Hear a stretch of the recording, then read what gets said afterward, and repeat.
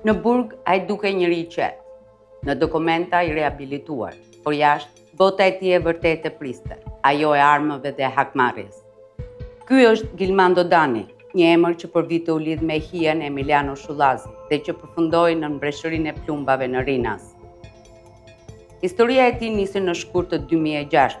Forcat rene e arrestojnë për herë të parë në akuzë parambajtje pa leje dhe vjedhje. Ai është i ri, por emri i tij shumë i njohur për polici.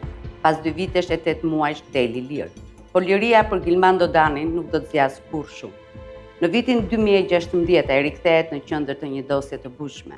Prokuria e posaçme thotë se së bashku me Emiliano Shullazin dhe anëtar të tjerë të grupit kishte kërcënuar dhe gjobitur biznesmenin Ulfi Beqia.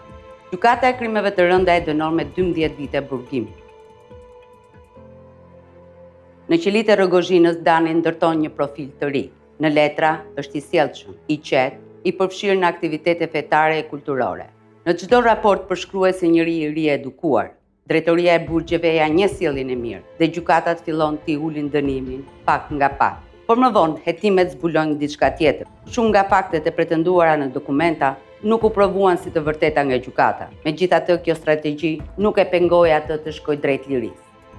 Në tetor të vitit 2024, Gilmando Dani del nga burgu, pas 8 vitesh, 5 muaj e 19 ditësh izolimi në qeli.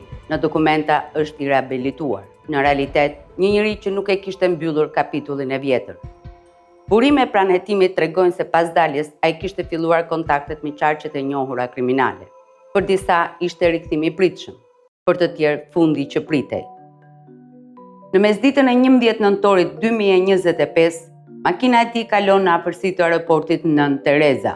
Disa sekonda më vonë një breshëri automatik u shpërthen. Rreth 80 gëzhoja mbetën në asfalt. Policia e quan një atentat të pastër i dyshuar se u krye nga grupet rivale.